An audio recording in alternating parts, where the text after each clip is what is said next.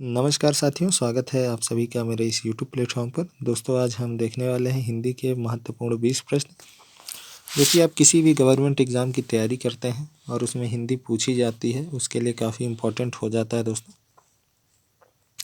आपका UP police का भी एग्ज़ाम चालू है, उसमें भी यह आपके लिए कारगर होने वाला है। तो दोस्तों, आइए बढ़ते हैं अपने पहले प्रश्न की ओर। लेकिन उससे पहले मैं आप सभी से निवेदन करना चाहूँगा कि अगर आपने अपने दोस्तों तक ये वीडियो शेयर नहीं किया है तो ज़रूर शेयर कर दें, और अगर अच्छा लगे तो चैनल को सब्सक्राइब भी कर लें और वीडियो को लाइक कर दीजिएगा। दोस्तों, तो बढ़ते हैं अपने पहले प्रश्न की ओर। अधिकतर भारतीय लिपियों का विकास किस लिपि से हुआ है? तो अधिकतर भारतीय लिपियों का विकास जो है दोस्तों, वह ब्रह्मी लिपि से हुआ है। ऑप्शन डी आपका करेक्ट आंसर हो जाएगा। निम्नलिखित में से कौन सी पश्चिमी हिंदी की बोली नहीं है? तो पश्चिमी हिंदी की बोली कौन सी नहीं है दोस्तों? बुंदेली, ब्रज, कन्नौजी, बघेली। तो आपका करेक्ट आंसर हो जाएगा बघेली। पश्चिमी हिंदी की बोली नहीं है दोस्तों, यह मध्य प्रदेश के रीवा क्षेत्र में बोली जाती है। मध्य प्रदेश के बघेल खंड में रीवा क्षेत्र में बोली जाती है। विश्व हिंदी दिवस कब मनाया जाता है? तो दोस्तों, विश्व हिंदी दिवस जो है यह कब मनाया जाता है? यह 10 जनवरी को मनाया जाता है, विश्व हिंदी दिवस। लेकिन राष्ट्रीय हिंदी दिवस कब मनाया जाता है दोस्तों? यह मनाया जाता है 14 सितंबर को। तो आपका इस क्वेश्चन का जो करेक्ट आंसर है वह हो जाएगा 10 जनवरी। 10 जनवरी को विश्व हिंदी दिवस मनाया जाता है। ऑप्शन ए आपका करेक्ट आंसर हो जाएगा। भारत में कितने भाषा परिवार हैं? तो दोस्तों, भारत में कुल 4 भाषा परिवार हैं। कुल 4 भाषा परिवार हैं। कौन से? भारोपीय,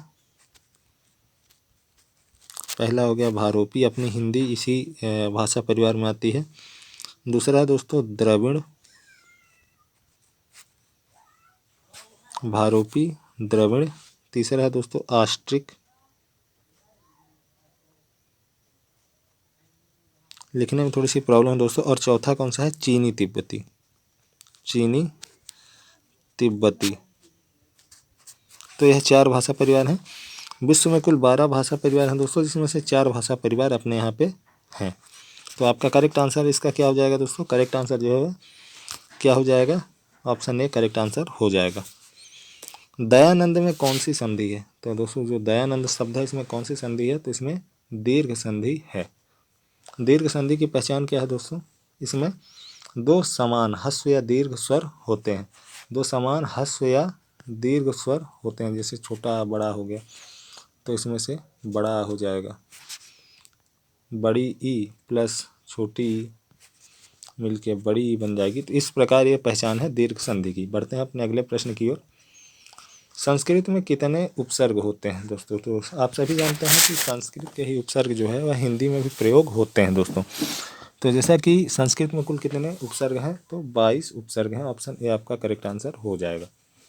निम्नलिखित में से, हमारा अगला प्रश्न है, निम्नलिखित में से कौन सा पद अव्ययी भाव समास है? निम्नलिखित में से किस पद में अव्ययी भाव समास है? तो ऑप्शन डी आपका करेक्ट आंसर हो जाएगा कि प्रतिदिन में अव्ययी भाव समास है।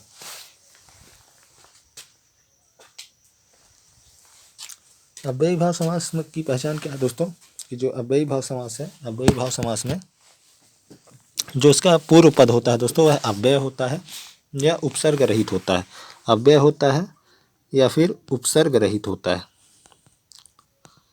अगर किसी समास में या किसी शब्द का पहला जो पूर्व पद है वह अव्यय हो या फिर उपसर्ग रहित हो, तो उसमें अव्ययी भाव समास होता है। कन्यादान में कौन सा समास है दोस्तों?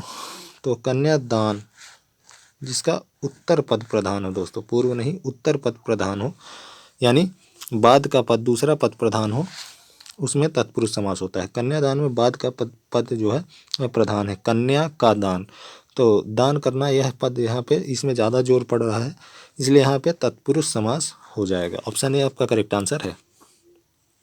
अमृत का पर्यायवाची नहीं है। तो दोस्तों, अमृत शब्द का पर्यायवाची नहीं है। तो रसाल अमृत शब्द का पर्यायवाची नहीं है। यह किसका पर्यायवाची है दोस्तों? तो आम, आम का पर्यायवाची है, आम का समानार्थी शब्द है। नीरस का विलोम शब्द, नीरस का जो विलोम शब्द है दोस्तों, नीरस शब्द है, नीरस का विलोम शब्द क्या हो जाता है? तो नीरस का सरस, नीरस का सरस। तो ऑप्शन बी आपका करेक्ट आंसर हो जाएगा, नीरस का विलोम सरस। जिसकी कल्पना न की जा सके दोस्तों, जो जिसकी कल्पना ना की जा सके वह अकल्पनीय है। वह दोस्तों अकल्पनीय है, जो कल्पना से परे हो। ऑप्शन ए आपका करेक्ट आंसर हो जाएगा। जो सब कुछ जानता है, ऐसा जो जिसे सब कुछ पता है उसे क्या कहते हैं? उसे कहते हैं सर्वज्ञ। जिसे सब कुछ पता है वह सर्वज्ञ होता है। राम पढ़ता है, यहाँ पे राम पढ़ता है लिखा हुआ है, जो यहाँ पे हो जाएगा राम पढ़ता है। राम पढ़ता है में कौन सा वाक्य है दोस्तों? तो कौन सा वाक्य है? सरल वाक्य है। 3 वाक्य होते हैं, सरल वाक्य, संयुक्त वाक्य और मिश्रित वाक्य। इसमें से इसका करेक्ट आंसर क्या है? इसका करेक्ट आंसर है सरल वाक्य। लाल पीला होना, एक मुहावरा है, लाल पीला होना। तो लाल पीला होना का अर्थ क्या है दोस्तों? क्या है? क्रोध करना। क्रोध करना, कहते हैं ना वह गुस्से में लाल पीला हो गया है, यानी कि लाल पीला होना यानी क्रोध करना। ऑप्शन बी आपका करेक्ट आंसर हो जाएगा।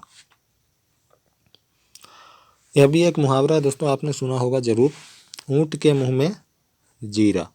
ऑप्शन ए आपका करेक्ट आंसर हो जाएगा, ऊंट के मुंह में जीरा। दोस्तों अगर आपने हमारे चैनल को सब्सक्राइब नहीं किया है तो ज़रूर सब्सक्राइब कर लें, ताकि आपको सही समय पे नोटिफिकेशन मिलता रहे। और अपने दोस्तों के साथ भी दोस्तों आप बैठ के इस वीडियो को देख सकते हैं और अपनी तैयारी को जांच और परख सकते हैं। तो हमारा अस्थाई भावों की संख्या दोस्तों, अस्थाई नहीं अस्थाई भावों की संख्या कितनी है?